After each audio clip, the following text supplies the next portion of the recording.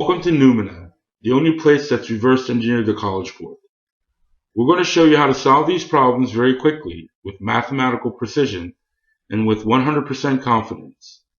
That means you no longer have to rely on the answer key, but purely on the power of your knowledge. The mind is a powerful tool, and we're going to show you how to use it. Here's how it's done. Question 16. In English literature, James Boswell is the prime example of a biographer who, by ensuring the immortality of another author, has achieved immortality for himself. Okay, so remember, we're going to go through this systematically. We're going to check A, B, C, and D for errors, all possible errors related to the underlined portion. If we can't find any error, then we know for certain that our answer should be E, no error. So let's take a look at A. In. Here we have a preposition. Well, as we know from previous examples, when we deal with prepositions, one possible error could be idiom. Here, though, we have in English literature. When you're talking about fields of study, subjects, in is an appropriate preposition to use to talk about action or something happening within that field. Here we have in English literature. It's okay. You can also use it to talk about other fields in mathematics and in physics, In ballet, in baseball. So not even just fields of study, but just any other field in general. So here it looks like we have no error for A. What do you think, Anthony Silsonim? Is there anything else you want to add to it? Sure. Normally, prepositional phrases create modifier phrases, so they can either function as an adjective or an adverb, the whole phrase. But in choice A, we only have in underlined, the preposition underlined, and so the only possible error A could have would be idiom. And as Brian so eloquently explained, it's receiving English literature as its object, and this works perfectly. Great. So we can go ahead and move on to B. By ensuring. Okay. Well, what kind of errors do you think we are going to test for here? Let's take a look. Modifier, idiom, verb form. Yeah, again, because by is a preposition, and in this case the by and its object are both underlined, we really need to do a modifier check. Unlike A, we have to see if this modifier phrase, prepositional phrase, is functioning as an adjective or an adverb, and whether or not it's making logical sense. Whenever we see by plus the present participle, normally this expression is used to describe verbs.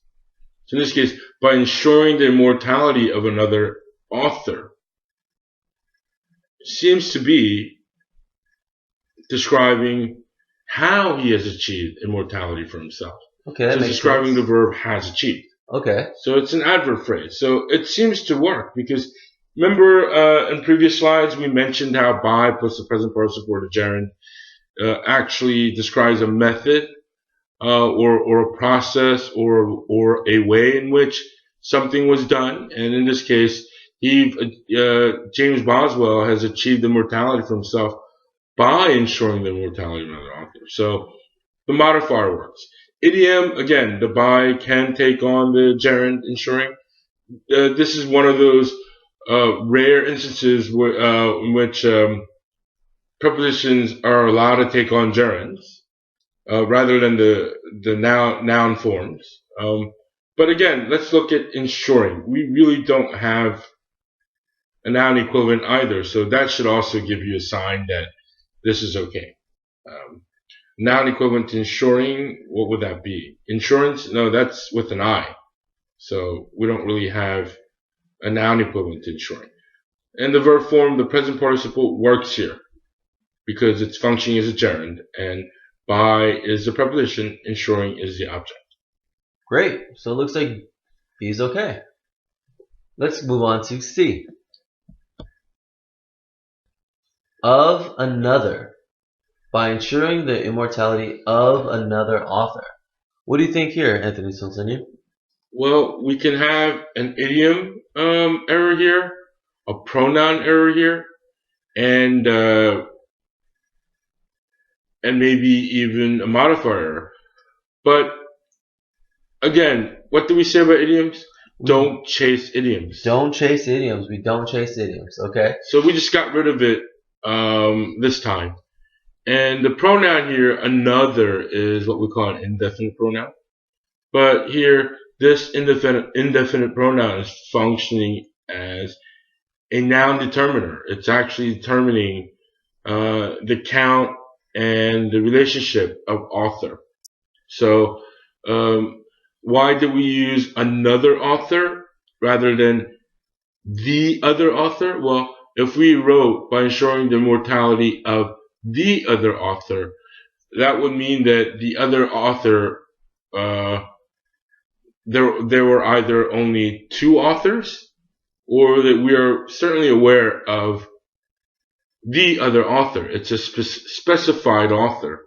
In this case, we're talking about a random another author, and undefined author, and that's why the indefinite pronoun here works. And the modifier works too, because again, it means a random author. Great. So far we've cleared A, B, and C. Well, let's take a look at D. Himself has achieved immortality for himself. Yeah, so this is another pronoun, a question. So let's look at the word himself.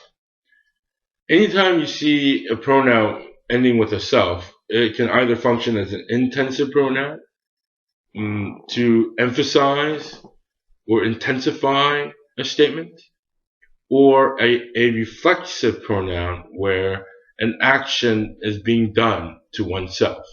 So here we need to see if this himself pronoun is either functioning as an intensive pronoun or reflexive pronoun. If it's not doing either, then it's being misused.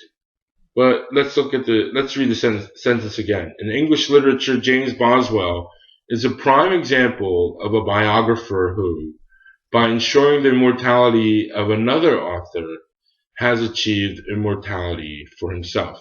So, who did he achieve immortality for? Himself. Himself. So he did this to himself, or for himself. So here, himself is functioning as a reflexive pronoun. And a reflexive pronoun is used to describe a situation when an individual or people or group of people, or when a subject or a noun in the sentence does an action to themselves, or to himself or herself. So D seems to work fine as well. Great. So we've cleared A, B, C, and D. Looks like our answer should be E. Again, E.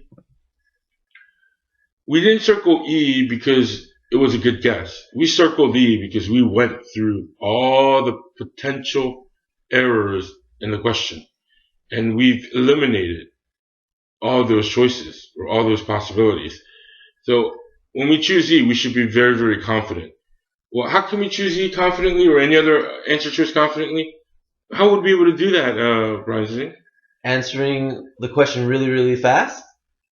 Only if you're using the method? the method. That's right, the method. And what's the method? Well, the method entails us going through each of our answer choices and eliminating them one by one with the use of grammar and knowledge. So are you saying that I really need to study to get this right? Yes, you're gonna have to study. Grammar? That's right. test based on grammar, so we're going to have to study grammar. Okay, I guess I'm going to have to study grammar.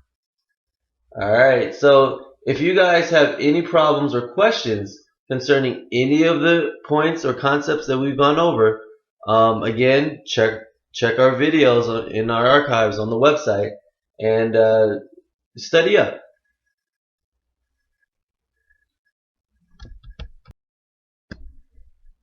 Noumena, empowering minds.